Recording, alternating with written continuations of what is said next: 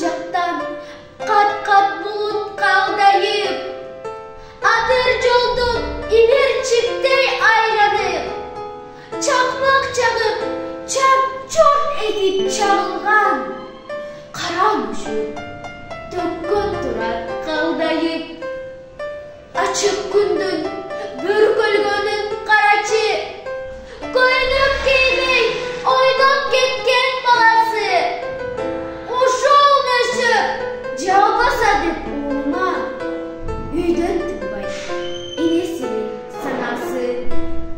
Уулу келди, бүркөлгөнсүп кабагы, ошол кезде даяр эле тамагы, коюп берип чоңурттаса кубанып, курган эле калбай жатты жанагы.